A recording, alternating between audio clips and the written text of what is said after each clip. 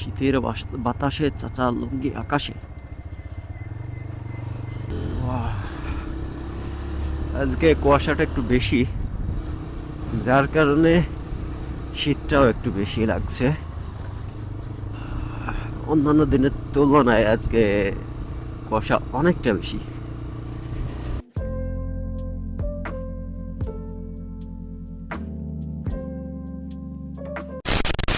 তো সকাল সকাল বের হয়ে পড়লাম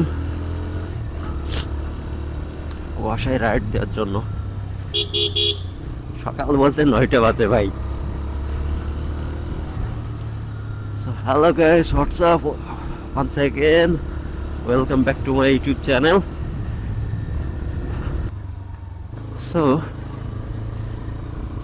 আজকে ঠান্ডাটা বেশি, আর ঠান্ডার ভিতরে অনেকেই লং ট্যুর দেওয়ার চিন্তা ভাবনা করে। তো সেক্ষেত্রে লং ট্যুরের আগে কি কি মাথায় রাখা জরুরি, তো অনেকেই বলে ডেস্টিনেশন, অনেকেই বলে এটা ওটা হাবি যাবি, কিন্তু আমি বলবো যে বাজেট। যেহেতু আমি যে সেকশনে আমার কথাটাই বলি, যে আমার যদি কোনো জায়গায় লং ট্যুর দেওয়ার প্রয়োজন হয় বা লংয়ে কোথাও যাওয়ার ইচ্ছা হয়, সেক্ষেত্রে আমার প্রথমে মাথায় আসে যে বাজেট এবং সময়। কতটা সময় থাকবো আমি, বা কয়দিন আমি ব্যয় করব এখানে, এবং আমার বাজেট কতটুকু হওয়া লাগবে। তো মোটামুটি বাজেটে যখন যাবেন তখন আপনার দুইটা হিসাব করা লাগে। এক হচ্ছে ফুয়েল কস্ট, আর দুই হচ্ছে আপনার থাকা খাওয়া। তো লং ট্যুরে সাধারণত আমার হয় যেটা, যে আমার যে ফুয়েল কস্ট হয় তার প্রায় অর্ধেক খাওয়া খরচ দিয়ে, থাকা খরচ দিয়ে লাগে। সাধারণত আপনি যখন কি বলবো, যে 500 বা 1000 কিলোমিটার যাতায়াত ধরবেন, তো সেই সময় আপনার ফুয়েল কস্ট সাধারণত কত 20-25 লিটার যদি লাগে, তাহলে দেখা যাচ্ছে আপনার গড়ে 3000 টাকা ফুয়েল কস্ট লাগবে। আর সেক্ষেত্রে কুয়াশা, সেক্ষেত্রে আপনার দেখা যাচ্ছে যে হোটেলটাও দেখতে হবে। মূল যে প্লেসে থাকবেন, আপনি কখনোই যদি বাসে যান, বাস স্ট্যান্ড, আর যদি বাইকে যান, তাহলে কখনোই মেন যে অ্যাট্রাকশন পয়েন্ট, ওই পয়েন্টের আশপাশে কোথাও হোটেলে থাকবেন না।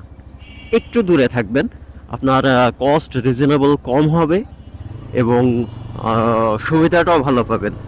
আর যদি আপনি একেবারে অ্যাট্রাকশন পয়েন্টের কাছে থাকেন, সেক্ষেত্রে আপনার কস্টটা বেড়ে যাবে।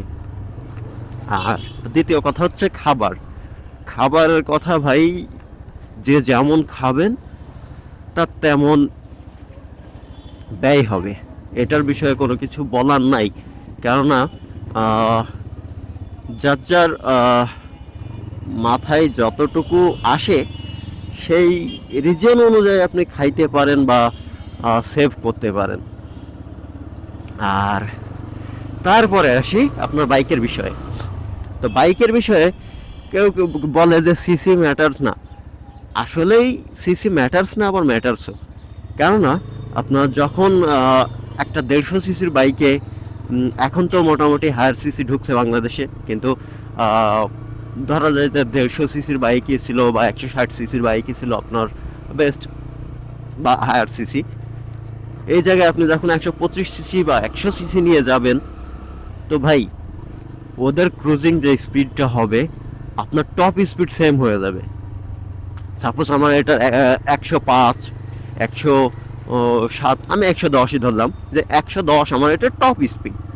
আর এক্ষেত্রে ওদের দেখা যাচ্ছে যে ভালো রোড পাইলেও, আপনার ভাঙা টু পদ্মা সেতুর যে রোডটা, এই রোডটাতে দেখা যাচ্ছে ওদের ক্রুজিং স্পিডে থাকলো আপনার 110। তো আপনি পিক আপ মোড়ায় ভাইব্রেশন নেবেন আর ওরা আরামসে চলে যাবে। তো সেক্ষেত্রে যদি আপনি সিঙ্গেলে যান, ওটা গ্রুপ ট্যুরের কথা বললাম, আর যদি সিঙ্গেলে যান, তো আপনি একটা নির্দিষ্ট আপনার গাড়ি অনুযায়ী আপনার বাইক অনুযায়ী একটা ক্রুজিং স্পিড সেট করে নেবেন যে আমি এই স্পিডে ক্রুজিং করব। সেটা আপনার ফুয়েল ইকোনমি বা আপনার বাইকের স্ট্রাকচারাল যে প্রবলেমগুলো হয় সেইগুলো ব্যতীত। যেমন দেখা যাচ্ছে যে আমার এই গাড়িটা 80-85-এ ভাইব্রেশন দেয় বা 75-এও দেয়, কিন্তু আমি যদি আরামসে 70 ক্রস করি, 70-তে আমি চালাই, আমার খুব একটা ডিফারেন্স হবে না, কিন্তু আমি যাইতে পারবো। তো সেই ক্ষেত্রে গ্রুপ রাইডের ক্ষেত্রে সামঞ্জস্য রেখে বাইক নেওয়া উচিত। আর যদি আপনি সিঙ্গেলে যান এবং সেইভাবে সিলেক্টেড থাকে যে আপনি এর উপরে এই রোডে এইভাবে যাবেন না, প্রি সিলেক্টেড থাকে, তাহলে তো ধরেন কোনো প্রবলেমই নাই। আর দ্বিতীয় কথা হচ্ছে যে আপনার বাইকের নেওয়ার আগে, মানে আপনি বের হওয়ার আগে অবশ্যই কিছু কিছু বিষয় আপনার মাথায় রাখতে হবে। সেটা হচ্ছে আপনার বাইকের টায়ার প্রেশার কত, আপনার টায়ারে জেল দেওয়া আছে কিনা, আপনার চেন যদি অ্যাডজাস্টেবল চেন হয় তো সেক্ষেত্রে আপনার চেন লুব্রিকেট করা লাগবে কিনা, চেন টাইট দেওয়া লাগবে কিনা, প্লাগ পরিষ্কার, হেডলাইট চেক বা ইলেকট্রিক্যাল কিছু কিছু বিষয় আছে চেক। আপনি যাওয়ার আগে হেডলাইটটার সামনে গ্লাস আপনি ক্লিন করে নেবেন। আর পর্যাপ্ত ক্লিন রাখার জন্য আপনি একটা পাতলা কাপড় নিতে পারেন, সুতি কাপড় নিতে পারেন। অনেকে মাইক্রো ফাইবার টাওয়েল ইউজ করে, সেগুলো আপনি ইউজ করতে পারেন, বা আপনার যেটা যেটা সুবিধা। আর ট্যুর যেহেতু লং হবে সেক্ষেত্রে বাজেটটা একটা বড় ফ্যাক্ট, তো সেই হিসাব করে আপনি প্রস্তুতি নেবেন, এবং সেটা আপনি 2 মাস আগের থেকেও নিতে পারেন, আবার যাওয়ার আগের দিনও নিতে পারেন, যার যার কাছে যেটা যেমন তেমন। তবে আমি আপনাদের অনুৎসাহিতও করব না যে লোয়ার সিসি বাইক নিয়ে যাওয়া, কেননা একটা জিনিস দেখুন, লোয়ার সিসি বাইকে কমফর্ট যেটা সেটা একটু কম হবে ভাই, অন্যান্য বাইকের তুলনায় এটাই কম হবে। আপনার হাত ব্যথা করবে, আপনার মাজা ব্যথা হবে যদি অতিরিক্ত আপনি গতিতে চালান, সেক্ষেত্রে আপনার ভাইব্রেশনের কারণে মাজা ব্যথা হবে। আর সাথে এক্সট্রা একটা ড্রাইভার রাখা ভালো, বা পিলিয়ন ড্রাইভার যদি হয় তাহলে সবচেয়ে ভালো। কিন্তু পিলিয়ন যদি না থাকে সেক্ষেত্রে আপনার নির্দিষ্ট একটা টাইম লিমিট, নির্দিষ্ট একটা দূরত্ব সেট করে নিতে হবে যে এই দূরত্বের পরে আপনি রেস্ট নেবেন। আর যদি আপনি শীতের সময় ট্রাভেল করেন সেক্ষেত্রে আপনার পর্যাপ্ত শীতের কাপড় আর অ্যাক্সেসরিজ যা যা নেওয়ার দরকার সেগুলো নিয়ে নেবেন। আমি শীতের শুরুর দিকে, অক্টোবরের লাস্ট, মানে 31 অক্টোবর আমি ট্যুরে গেছিলাম বলতে ট্যুর তো হয় 2 ধরনের, এক হচ্ছে অবকাশ যাপন আর 2 হচ্ছে মাইল মার্কার সেট। তো আমি গেছিলাম মাইল মার্কার সেট করার জন্য। তো আমি ভাই শুধুমাত্র একটা উইন্ড ব্রেকার গায়ে দিয়ে গেছিলাম, একটা টি শার্টের উপরে একটা উইন্ড ব্রেকার দিয়ে গেছিলাম ভাই। ঠান্ডা আকারে বলা আসার সময় আমি টের পাইছি, বিশেষ করে আপনার উত্তরবঙ্গে খুব শীত, এটা সবাই জানি, কিন্তু ওইভাবে ভাবি যে এইদিকে গরম লাগছে ওইদিকে হয়তো সেম থাকবে, আসলে না ভাই। আপনার মোটামুটি একটা জেলা পরে যেই আবহাওয়ার তারতম্য দেখা যায়, তো সেটা মাথায় রাখা উচিত। বা আপনি আবহাওয়া বা ওয়েদার সম্পর্কে আপনি রিসার্চ করেন, আপনি ফোনেও দেখতে পারেন যে আপনার পাশের জেলায় তাপমাত্রা কেমন যাবে এবং কখন বৃষ্টি হতে পারে। তো এইগুলো ধরেন আপনার রিসার্চ করা লাগবে। বাহ,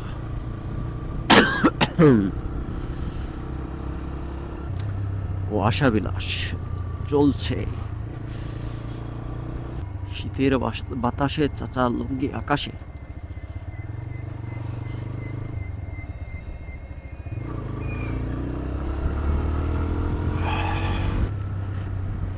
এবং হাইওয়েতে ট্রাভেল করার সময় পর্যাপ্ত গিয়ার, আপনার সেটা যেটাই থাকুক, gloves, knee guard, elbow guard, chest guard, হাবিজাবি যা যা আছে ইউজ করতে পারেন। আর এটা যদি না করেন তাহলে আপনারই সমস্যা। আপনি রাস্তায় চলাচল করবেন ভাই, কিন্তু আপনি ভালো, কিন্তু একটা জিনিস মাথায় রাখবেন, আপনি ব্যতীত সবাই পাগল। ও কি কুয়াশা! ও ও ও ও ও, মনে হচ্ছে কুয়াশার চাদরে হারিয়ে যাই, কুয়াশার ভিতরে হারিয়ে যাই। আহ ঠান্ডা ঠান্ডা, কুল কুল পিছনে, ঠিক আছে।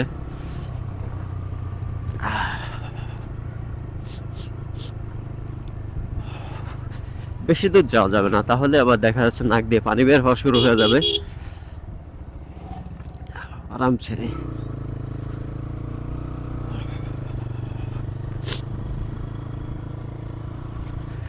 তো এই হচ্ছে বিষয়। অন্য কোনো বিষয় মাথায় রাখতে হলে কমেন্ট করে জানাবেন। আর ভালো থাকবেন, সুস্থ থাকবেন, এনজয় করবেন, এটাই। ইয়া, কি গেল ওটা?